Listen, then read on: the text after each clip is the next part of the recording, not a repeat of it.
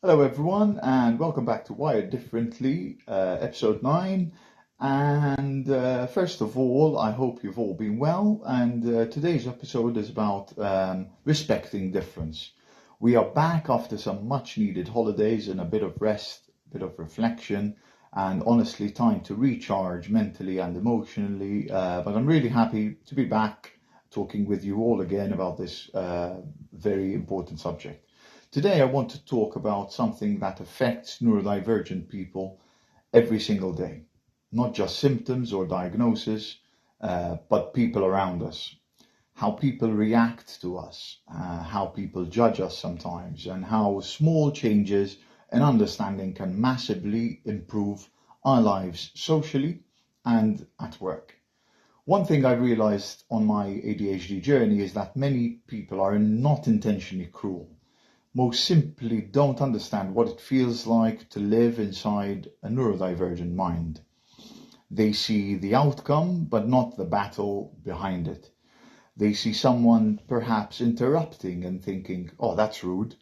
They see someone being overwhelmed and think, oh my God, perhaps too emotional. They see someone struggling with organization and think, oh, that's so lazy. But what they often don't see is the constant mental traffic behind the scenes. The overthinking, the masking, the sensory overload, the exhaustion from trying to fit into environments that were never designed for us in the first place.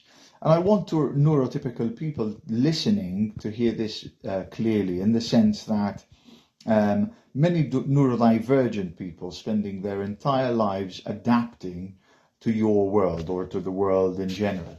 We learn your communication styles, your workplace rules, your social expectations, and even your pace. And we do it while trying to manage brains that process the world very differently. So when someone with ADHD, autism, dyslexia, or another neurodivergence asks for understanding, we're not asking for special treatment. We're asking for fair treatment.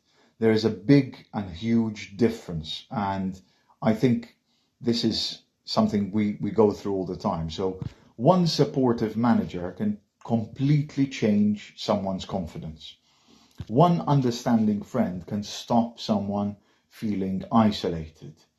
One calm conversation instead of judgment can prevent somebody from spiraling mentally for days. And honestly, many improvements people can make are actually very, very small. So at work, for example, clarity matters massively. Instead of giving, say, 10 instructions at once and even verbally, break those tasks down in writing. Instead of assuming someone is disengaged, ask them for what environment helps them perform at their best. Instead of public criticism, give constructive feedback respectfully and, most importantly, privately. Because many neurodivergent people are incredibly creative, loyal, and innovative when they feel psychologically safe. That safety matters more than people realize. Socially, it matters too. Don't mock people for being different. Don't weaponize their struggles. And don't call someone too much, simply because their brain works differently than yours. Also, please stop assuming that because somebody looks okay externally, they are okay internally. Many of us become masters of masking. We smile, we perform, we joke, we push through exhaustion. Then we get home and we are totally and mentally drained. One thing that hurts me deeply for many and for many neurodivergent is being constantly misunderstood. Sometimes we speak passionately because we care, not because we are aggressive or, we come across differently. Sometimes we just need space, not because we dislike you, not sometimes we forget things, not because you are unimportant to us. And I think society still has a long way to go in understanding invisible struggles. And this is so important to me. But I also think things are slowly changing. More people are speaking openly, more workplaces are adapting, policies are changing, more adults are finally getting diagnosed later in life and understanding themselves for the first time. That matters. It's very important the conversation continues. And for me personally, getting diagnosed later in life explains so many things I carried shame about for years. And what I've learned most is this: neurodiversity is not a flaw in humanity. It is part of humanity and we should treasure it. Different minds have always existed. The problem is that society often only rewards one type of mind. But innovation, creativity, empathy and resilience often come from people who think massively differently. So instead of asking neurodivergent people to constantly shrink themselves, maybe the world needs to become more flexible too.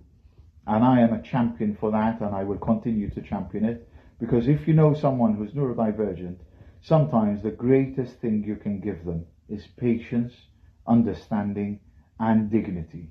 Listen before judging, ask before assuming, support instead of shaming. And to anyone listening who feels misunderstood, exhausted, or different, know this: you are not less than. You do not need to apologize for thinking differently. You may simply be wired differently, and it is time that you ask for the world to change for you. Thank you so much for watching this episode.